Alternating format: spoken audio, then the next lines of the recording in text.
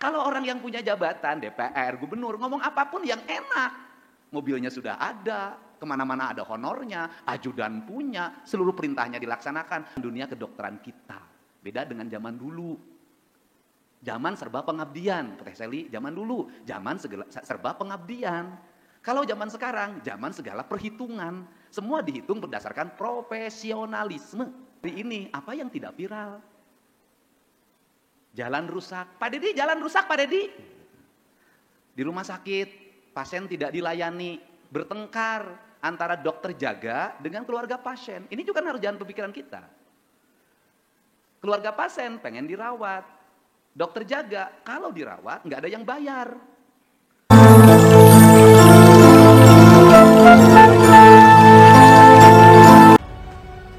Kayak artis dikasih musik. Assalamualaikum warahmatullahi wabarakatuh.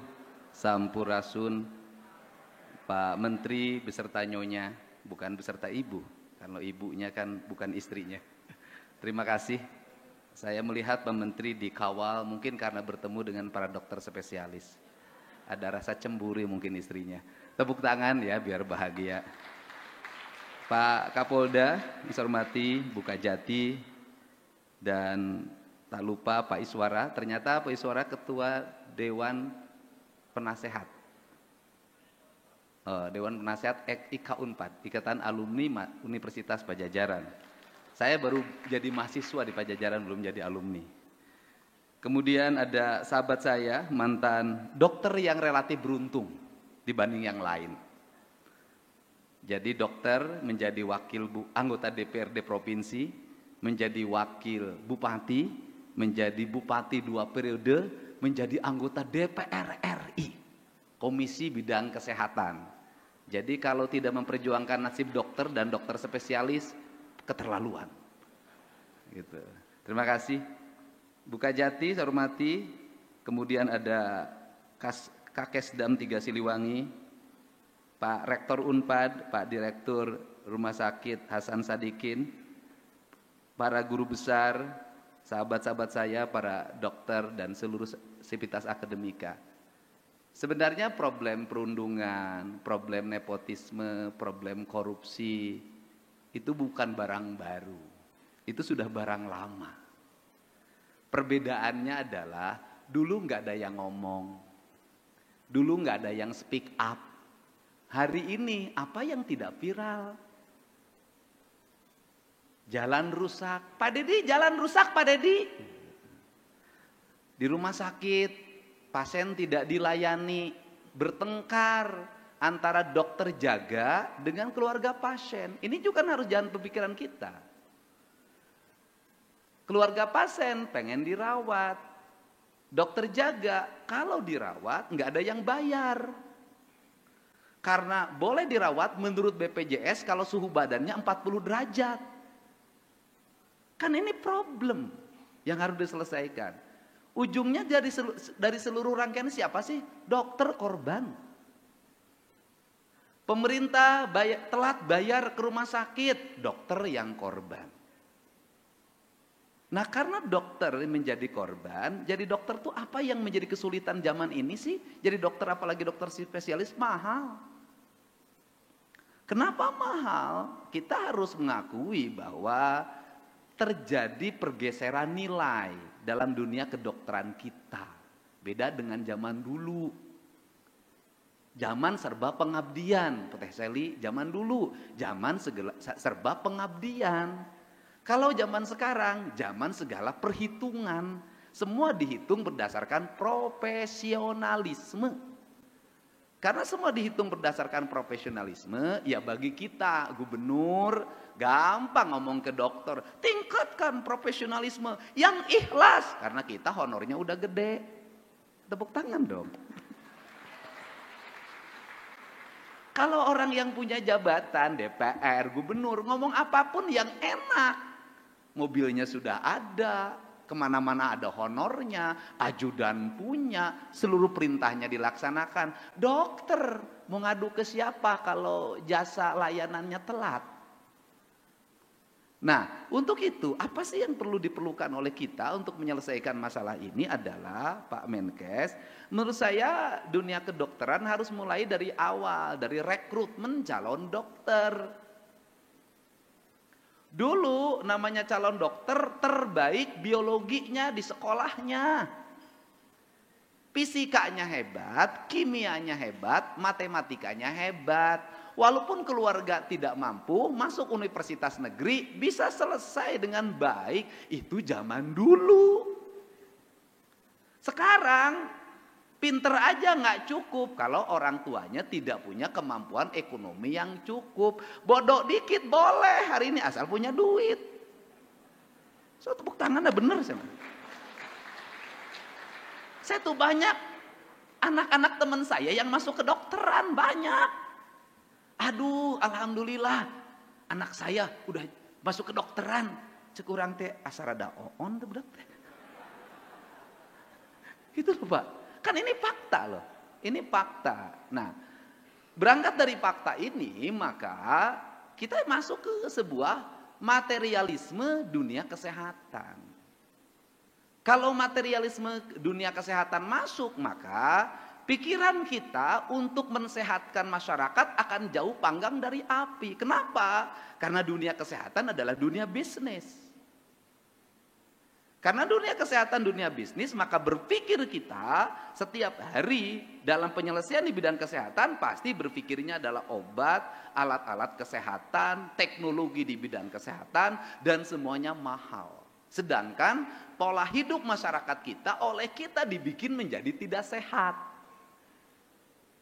Saya boleh ngomong, apakah ada larangan dari Kementerian Kesehatan dan Dinas Kesehatan Provinsi Jawa Barat pada anak-anak kita yang sebelum pergi ke sekolah dia tiap hari minum air kemudian bergula dan dijual di warung-warung secara terbuka? Apakah kita respect mendorong sekolah untuk anak-anak di lingkungan sekolahnya memeriksa makanan yang ada di sekolahnya, di halaman sekolahnya, jajanan yang dia konsumsi dibawa ke lab sekolah, kemudian dikonsultasikan dengan dokter ahli sehingga bisa dihitung apa dampak yang ditimbulkan dari problematika makanan yang salah dimakan oleh anak-anak kita dalam kepentingan kesehatan jangka panjang anak-anak kita. Saya sudah berkali-kali ngomong halal dan haram kaidah kita itu selalu terbatas pada babi haram, daging anjing haram, daging ular haram. Terus saja di situ berkutatnya. Kapan kita mengatakan bahwa konsumsi gula yang berlebihan itu haram, konsumsi lemak yang berlebihan itu haram, kemudian zat pewarna yang berlebihan itu haram, dan kemudian berbagai makanan yang disajikan sebagai bahan pakan untuk domba, untuk sapi, untuk ayam, untuk ikan, itu dikatakan mana yang haram, mana yang tidak haram, sehingga problematika akut penyakit yang seluruh silih berganti dalam setiap waktu tidak akan bisa terselesaikan oleh dunia kedokteran menurut saya, karena dunia kedokteran berposisi sebagai bengkel atau sebagai hilir dari sebuah dunia kesehatan. Padahal menurut saya dunia kedokteran adalah hulu dari dunia kesehatan. Kalau dunia kedokteran hulu dari dunia kesehatan, maka seluruh pembangunan yang dilakukan di Jawa Barat harus mendapat rekomendasi dari Dinas Kesehatan. Bangunan ini sehat atau tidak, jarak sepiteng sehat atau tidak, transportasi udara kita sehat atau tidak, transportasi darat sehat atau tidak, problematika ini selesai. Indonesia itu selalu ribut di hilir, tidak pernah menyelesaikan masalah di hulu. Padahal problemnya adalah di hulu. Nah, untuk itu pada hari ini saya menyampaikan sebuah pesan bahwa sudah semestinya pemerintah kalau ingin melahirkan dokter yang profesional dan mengabdi pada negara, jangan biarkan dokter-dokter yang mengikuti kuliah S2 atau spesialis mengalami derita yang panjang dalam hidupnya. Pertama, dia berhenti praktek untuk mengikuti kuliah. Yang kedua, menghabiskan ongkos untuk ikut kuliah. Yang ketiga, menghabiskan biaya yang sangat tinggi untuk ikut kuliah. Hanya orang-orang yang keluarganya kaya saja yang bisa mengikuti program ini. Ini untuk itu kenapa tidak ada kemajuan sebuah bangsa tanpa mengeluarkan dana untuk kepentingan pendidikan. Dan saya sampaikan, Bu Dinas Kesehatan tolong dicatat, di APBD 2026 saya akan mengkuliahkan spesialis seluruh dokter-dokter umum yang mengabdi dengan baik di rumah sakit pemerintah di seluruh provinsi Jawa Barat. Dengan satu perjanjian, setelah lulus harus mengabdi di tempat asalnya. Perjanjiannya di situ, dan kemudian kalau melanggar ada denda yang harus dibayar. Nah, ini yang harus dilakukan. Kenapa? Kalau tidak, kita tidak akan melahirkan dokter-dokter pengabdi, dokter-dokter ikhlas. Kita tidak akan melahirkan itu. Dan itu menurut saya tidak mahal, biaya itu tidak mahal. Dan Ibu Kepala Dinas Kesehatan lahir kelas menengah baru dalam dunia kedokteran yang berasal dari keluarga biasa tetapi punya nilai akademis. Dan saya ingatkan Bu, saya juga sudah dapat 10 nama untuk diberi biaya pendidikan sampai selesai di Fakultas Kedokteran Unpad. Saya sudah ada nama-namanya, nanti dimasukkan anggaran, kita bantu.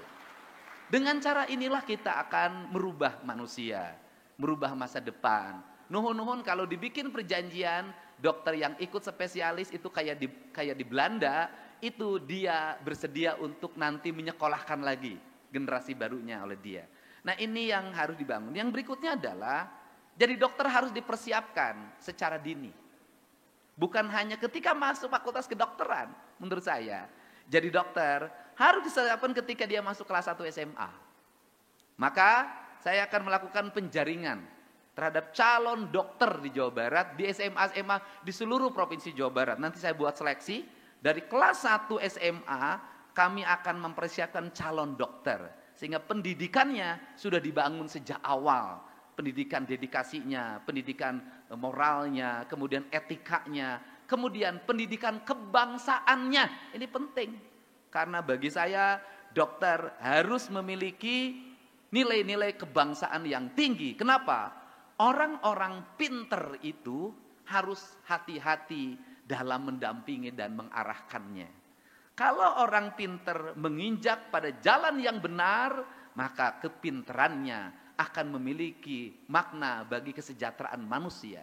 Tapi kalau orang pinter salah dalam mengasuhnya, maka dia akan menjadi bencana. Karena orang pinter itu selalu punya dua mata pedang. Makanya orang Sunda meletakkan pinter itu hanya pada kalimat yang keempat dalam pendidikan Pancawaluya. Cager, bager, bener, pinter. Baru singer. Jadi pinter bukan yang pertama. Jadi akhirnya keberhasilan seseorang, berhasilan dokter atau siapapun pada akhirnya bukan pada kepandaiannya, tetapi pada keuletannya.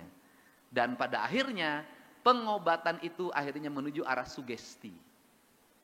Apa itu arah sugesti? Kalau orang sudah meyakini bahwa si A ini punya kemampuan untuk mengobati, maka seringkali orang itu melahirkan antrian pasien yang panjang. Saya ingat betul, saya tinggal di desa dulu. Ternyata waktu itu ada mantri, namanya Mantri Dodi. Itu pasiennya setiap hari mencapai 300 orang padahal mantri. Itu zaman dulu bisa lulusan SD saja bisa ngobatin. Bawa obat puskesmas, kemudian disuntik, sembuh. Nah, penyakit sekarang tidak bisa oleh mantri, tidak bisa oleh perawat. Penyakit sekarang mungkin sudah naik penyakitnya karena rata-rata kuliah penyakitnya, jadi harus oleh dokter spesialis sekarang tuh. Tangan. Jadi penyakitnya gripnya sudah naik. Ya, jadi penyakit sudah naik kualitasnya, maka dokternya harus naik kualitasnya. Selamat saya ucapkan terima kasih bagi semuanya. Semoga hari ini hari mencerahkan. Semoga ke depan tak ada lagi bully, tak ada lagi pemerasan bagi mereka yang sedang mengikuti pendidikan spesialis. Tak ada lagi sikap-sikap arogansi premanisme yang dilakukan oleh pendahulu-pendahulunya. Kenapa? Karena dunia kedokteran adalah dunia kemerdekaan, bukan dunia penindasan. Terima kasih. Wallahu muwaffiq ila aqwamit thoriq. Assalamualaikum warahmatullahi wabarakatuh. Sampurasun.